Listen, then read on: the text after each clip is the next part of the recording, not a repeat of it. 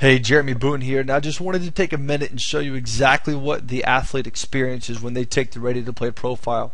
And we're sitting here at the very first page that really is the overview and provides instructions on exactly what they can expect and what we're asking them to do.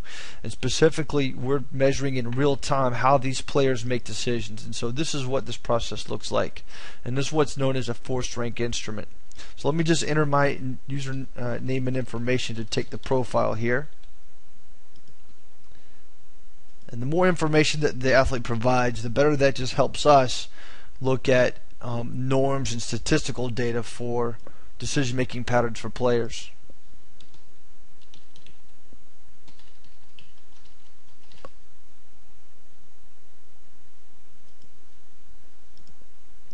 We're going to say I'm 21.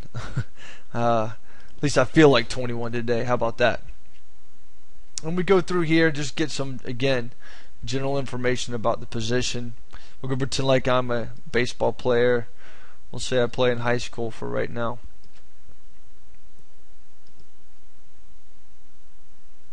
And here we go.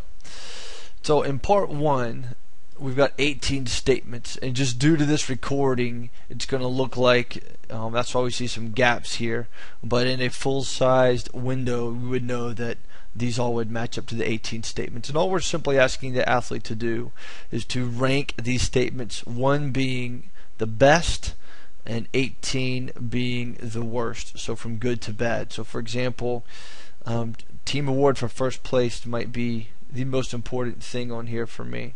So I would just drop in and rank that number 1. A player who excels in their position could possibly be number 2. Love for the game, maybe I change my mind and that's number 1. So we just drop and drag that information. A devastating loss, pretty bad. Viciously hurting a teammate might be the worst. And so we're asking the player to use their values to make judgment in real time, and this is how we measure and get the results on the decision-making pattern.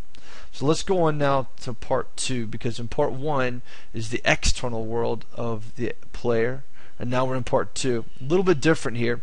These statements are all internally driven, and instead of good to bad or best to worst, we're asking the player to rank these statements, number 1 being most agree with to number 18 being least agree with. So I love my team. That might be the statement I agree with most. I enjoy being myself. I'm excited about my life. And you can kind of read through some of these. My training brings out the best in me. I'm a good player. Let's say that I'm struggling though, and it might be number 2. We've seen some players definitely rank no matter how hard I try, it's never enough, is in the top 3 or 4. We're getting down. Many players tend to rank I hate discipline towards the bottom. They at least agree with that. They recognize they need structure. I despise myself typically is 1 towards the bottom they least agree with. So now we've taken all this information in part 2 compared with part 1, and we're able to then generate the Ready to Play profile. The player simply clicks next. It takes them 15 minutes, and now they're done. They get a nice little message here of that they receive the results shortly, and it'll take them to an appropriate web page. So there's a quick little insight into the Ready to Play profile, and hopefully that gives you a much clearer picture of the process of how we determine the Ready to Play profile, the decision-making patterns of a player. For more information, check out InnerTactics.com.